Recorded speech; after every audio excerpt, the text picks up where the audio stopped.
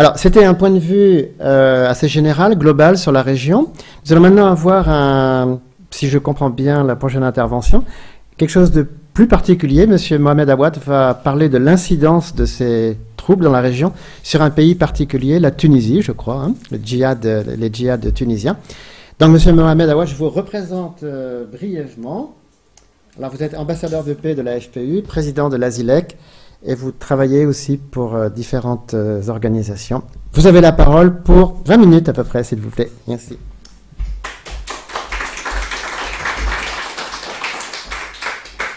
Vous n'utilisez pas le... Non, d'accord. On peut éteindre peut-être. Mesdames et messieurs, bonjour. Très heureux d'être parmi vous et pour le centenaire. Comme vous savez, le problème du terrorisme aujourd'hui, c'est un problème international. C'est un choc terrible résultant de l'énoncé de ce thème qui a déterminé le choix de cette communication. La Tunisie est bien connue à travers l'histoire comme un pays pacifique qui aspire à la paix pour mieux vivre ensemble dans la joie, la fraternité et la solidarité. Il n'y a pas de schisme, il n'y a pas de... C'est une population malikite, on a de rite malikite, il n'y a aucun problème entre nous.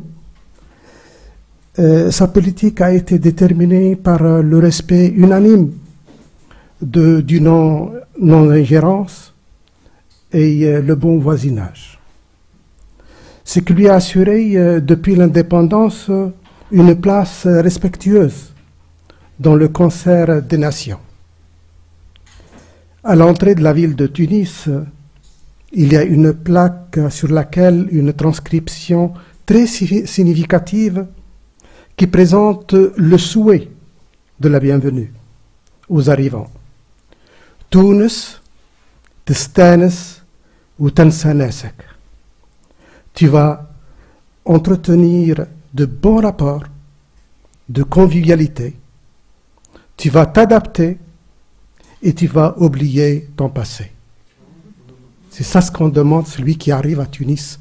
Il devient directement tunisois. Malgré lui. Cette terre-là, terre d'accueil, terre chaleureuse, n'est plus la même depuis la révolution du jasmin en 2011. Les crimes les plus cruels, les plus atroces et les plus horribles se multiplient à une cadence infernale. C'est du jamais vu à travers l'histoire de la Tunisie, au point qu'elle soit taxée d'être un gros pourvoyeur en combattant aux groupuscules terroristes. Ainsi, la Tunisie est particulièrement concernée par ce phénomène. Dans une première partie, nous présenterons brièvement comment nous sommes arrivés là. Puis, dans une seconde partie, nous analyserons comment se présentent les perspectives de paix dans la région avec le retour des djihadistes. Avec la révolution, nous avons perdu les repères d'un seul coup. Nous n'avons pas réussi à comprendre la différence entre le droit à la liberté et l'anarchie. Et c'est bien normal. La Révolution française a mis plus de 200 ans pour construire les repères des grandes valeurs de la République. Les Français sont passés par la terreur pour asseoir la démocratie. En Tunisie, ce n'est pas seulement la terreur qui a pris la place, mais surtout l'anarchie et la gabegie. Certes, les Tunisiens aspirent à un changement radical, Malheureusement, ils veulent tout de suite et sans les moyens nécessaires. Ils pensent que la révolution changera magiquement leur vie et trouvera les solutions adéquates à tous les problèmes. Pire encore, les sources des richesses de la Tunisie sont bloquées. Il n'y a plus d'exportation de phosphate et le tourisme est paralysé. Abou Ya'rab al-Marzoughi, conseiller du parti islamiste Nahda, au pouvoir depuis la Révolution, déclare que le tourisme est une prostitution déguisée. C'est vraiment flagrant. Donc, pour lui, cette ressource vitale est prohibée. Mais avec quoi peut-on la remplacer? Le secteur faisait vivre plus de 4 millions de personnes. Que faire de cet investissement de plusieurs centaines de milliards dans l'infrastructure touristique sur le littoral tunisien qui est long de 1300 km? Ce sera le gâchis. La Tunisie a confronté un autre problème aussi épineux. La nouvelle équipe au pouvoir législatif et exécutif n'avait pas une expérience préalable. Elle ne connaissait pas l'art de la bonne gouvernance de l'État. Sans examen de cas par cas, et d'un seul coup, l'amnistie générale a vidé les prisons. Tous les responsables terroristes arrêtés par Ben Ali ont trouvé la pleine liberté. Ce n'est pas seulement la liberté, mais la liberté d'expression, la liberté de circulation et la liberté d'association. C'est ça tout le problème. Que peut-on attendre de ces gens-là? Ils vont se réunir dans la légitimité et ils vont former des associations déclarées ou non. Abou Iyad, à sa sortie de prison par l'amnistie générale, a formé le groupe Ansar al-Sharia en 2011 et qui sera connu notamment pour l'attaque de l'ambassade américaine à Tunis en 2012. Il a fait vite. Hein? Ce groupe sera aussi mis en accusation dans les assassinats des opposants de gauche comme Choukri Belaïd et Mohamed Brahmi en 2013. Comme il était très actif pour la formation de l'organisation des relais de recrutement des jeunes combattants à travers tous les territoires tunisiens pour le départ en Syrie via la Libye et la Turquie. Ansar Sharia disposait notamment d'une agence de presse, Al-Qayrawan Media Foundation, d'un blog, d'un Facebook et d'un magazine. Ansar al-Sharia a grossi ses rangs par les terroristes libérés des prisons. Donc le groupe prend de l'ampleur. Désormais, il constitue une menace réelle à l'ordre public. C'est pourquoi l'État tunisien est obligé de classer Ansar al-Sharia le 27 août 2013 comme organisation terroriste. Mais comment Abou Iyad a pris la fuite via la Libye? Il était là. Et avant même cette déclaration, il était avec Marzoughi. On l'a pris en photo. Comment il est parti? C'est-à-dire qu'il y a une complicité entre l'État et les terroristes. L'ex-ambassadeur américain à Tunis, Jacob Vallas, a accusé ouvertement le gouvernement de la Troïka. Je tiens à souligner la tolérance initiale des activités djihadistes par le gouvernement de l'époque. Autrement dit, ils sont responsables. En effet, Le gouvernement de la Troïka au pouvoir de 2011 à 2014, dirigé par Nahda, permit à des prédicateurs d'inciter les jeunes à l'adhésion au djihad.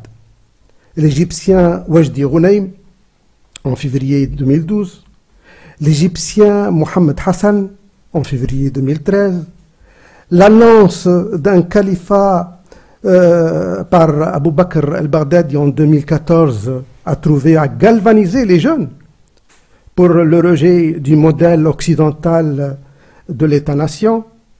D'ailleurs, le Nahdawi, notre ancien Premier ministre, Mohamed Jebeli, a déjà invoqué en 2011 le 16e califat.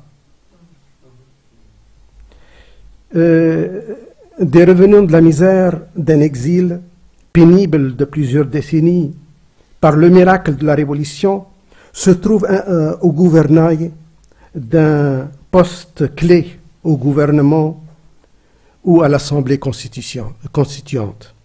Ils puisent alors au nouveau confort pour goûter à la joie de vivre, mais parfois avec une cupidité exorbitante. L'équipe en place va légiférer et décréter des lois et des règlements non pas pour la bonne marche de la République, mais au profit des personnes pour l'indemnisation des années de braise vécues en prison ou en exil.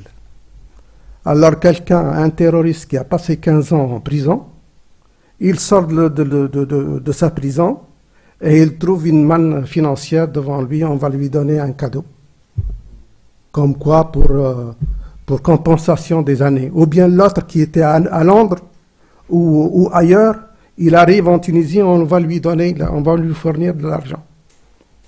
L'argent que les États ont donné à la Tunisie pour essayer de vraiment dépenser dans l'infrastructure a été partagé. L'émergence de l'enrichissement sans cause par une manne des dons des pays du Golfe vient consolider les comptes de cette catégorie. Et voilà tout le problème. C'était commencé par là. Le terrorisme a vraiment eu cette effervescence avec pourquoi moi, pourquoi l'autre. La rupture des liens diplomatiques entre la Tunisie et la Syrie en février 2012 et l'organisation de la première conférence internationale des amis de Syrie à Gamart, à Tunis, dans la banlieue de Tunis, sous les auspices du président de la République et son ministre des Affaires étrangères. Et ils disent qu'il n'y a pas d'ingérence. Et ils disent qu'ils ont le bon voisinage. Dont l'invité d'honneur était le Conseil national syrien, dominé par qui? Par les frères musulmans. Alors, dans ce cas-là, la Tunisie est tombée vraiment le piège du chiisme et de la... Les experts des Nations Unies évaluaient en juillet 2015 le nombre de djihadistes tunisiens engagés en Syrie et en Irak de 5500 personnes. D'ailleurs, c'est beaucoup plus que ça. Mais on arrête déjà 5500 personnes, c'est déjà beaucoup pour une population de 11 millions d'habitants. Il paraît que les combattants tunisiens en Syrie et en Irak, ainsi aussi, parce qu'il y en a quelques-uns qui ont pris la formation en Afghanistan en 1980, étaient très connus par la plus extrême férocité et sauvagerie. Alors là, lorsque un Tunisien il est sur la tête d'un mouvement, il va racler tout. Comme par exemple Saif Tounsi. Bon, c'est un nom de guerre, c'est pas son nom exact. Il dénombrait aussi 700 femmes tunisiennes en Syrie. Qu'est-ce qu'elles viennent faire, ces Tunisiennes en Syrie? 700. C'est pas une femme ou deux femmes ou trois, 700. Le plus absurde, le plus insensé et le plus absurde, contraire au bon sens, c'est la fatwa. Ils ont trouvé une fatwa de jihad nikah. Qu'est-ce que ça veut dire jihad nikah? C'est pousser les femmes tunisiennes à la prostitution dans les zones de guerre. Plus de 40 femmes est revenue en Tunisie enceintes. L'annonce de la composition d'une commission d'investigation parlementaire le 30 juillet 2017 au sujet des réseaux de transfert des jeunes vers la Syrie, mais cette commission n'a jamais clôturé ses travaux suite aux tensions entre les députés, dont certains accusent Nahda. Pour s'en sortir de ce problème et calmer le jeu, Rachid El Ghannouchi a appelé à ouvrir les portes de la répondance. À cet effet, il a cherché à convaincre le président de la République, notre regretté Beji Caïd Essebsi.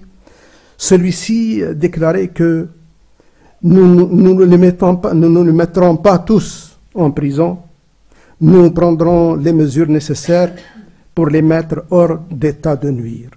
Cependant, dans un entretien au sein du parti Nahda en 2011, le cheikh Rachid El Ghannouchi expliquait à ses fidèles que la marche de la transformation sociale est longue.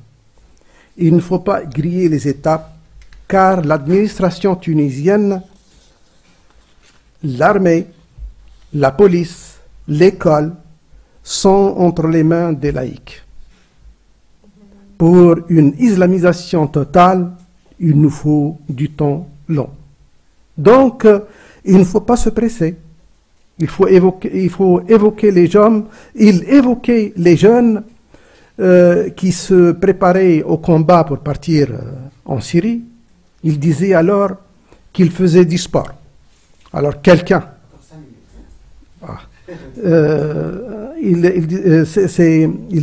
ces paroles restent encore. Alors il devrait affirmer qu'ils sont l'espoir de la Tunisie. Alors ces terroristes-là sont l'espoir de la Tunisie. Dans le même sens, Habib Ellouz, membre de Nahda, député de l'Assemblée constituante, déclarait s'il était encore jeune, il n'hésitait pas à partir faire le djihad en Syrie. Nourdine El-Khadmi, devenu par la suite ministre des Affaires religieuses, avait incité lors d'un prêche les Tunisiens à partir au djihad. Les chroniqueurs disent que cette poussée pour le départ des jeunes vers les zones de conflit n'est rien d'autre qu'une stratégie pour se débarrasser des contestataires. Sachant que les actes terroristes sur le territoire tunisien ont ciblé essentiellement la garde nationale, l'armée, la police, l'ambassade américaine, le musée du Bardo, l'hôtellerie. Pour les terroristes, les agents de l'État sont des taroutes, c'est-à-dire les despotes, les dictateurs. Je vais traiter très vite la deuxième partie en retenant la devise de l'UNESCO, dont je fais partie des ONG de l'UNESCO. Les guerres prennent naissance dans l'esprit des hommes. C'est dans l'esprit des hommes que doivent être élevées les défenses de la paix. La lutte contre le terrorisme est une priorité absolue à l'échelle internationale. Les États membres de l'ONU ainsi que les partenaires internationaux, les organisations gouvernementales et non gouvernementales, la société civile doivent s'unir pour une tâche fondamentale afin de combattre le terrorisme tout en respectant le droit de l'homme et la dignité humaine pour améliorer la coopération bilatérale. L'accord sur le cessez-le-feu national et permanent en Libye, signé hier à Genève, organisé sous l'égide des Nations Unies, représente un tournant important vers la paix et la stabilité dans la région. Stéphanie William, chef par intérim de la mission de l'appui de l'ONU en Libye, souligne que les parties rivales sont convenues accompagnées du départ de tous les mercenaires et combattants étrangers de tout le territoire libyen, terre, air, mer, et dans un délai maximum de 3 mois, à partir d'aujourd'hui. Donc, la Tunisie va confronter l'arrivée de ces enfants de la Libye, qui comptent peut-être vers 1200 personnes. Hein. Et en arrivant, un arrivage n'est pas attendu. Mais en tout cas, pour la Tunisie, ce qui est intéressant, c'est de savoir ce qu'elle peut facilement sortir de l'embarras. Parce que autrefois, la Tunisie était le grenier de Rome. Il y a c'est-à-dire la terre est fertile. Mais tout simplement, il faut créer l'infrastructure adéquate pour nourrir, pour faire travailler, pour que les gens retournent au travail dans les champs. Et ainsi, autrefois, la Tunisie exportait les blés. Aujourd'hui, on importe les blés. Et d'autre part, il faut que le phosphate, il faut que l'usine de phosphate retourne au travail. Parce qu'on ne peut pas attendre toujours les dons et les contrats qui sont extérieurs. Il faut que ça soit... La solution est endogène aussi. Certes, elle est internationale, mais aussi il y a une base endogène. Il faut aussi jouer sur la déradicalisation. Parce qu'avec la déradicalisation, c'est essayer de dire à ces jeunes-là qu'on ne trouvera jamais dans le Coran l'incitation à la haine, ou l'incitation à la prostitution, ou l'incitation à tuer l'autre. Non, il faut que ça soit une fraternité. Il faut aussi que ça soit aussi l'aménagement du territoire. Et la coopération, que ce soit décentralisée, que ça soit aussi inclusive. Ce mot-là, elle a été introduite par l'UNESCO depuis un moment, la coopération inclusive. Et ainsi, peut-être, avec réduire les émotions négatives pour créer un rapprochement et pour faire valoir l'amour entre les peuples, entre les personnes et le peuple tunisien. Je vous remercie. Voilà.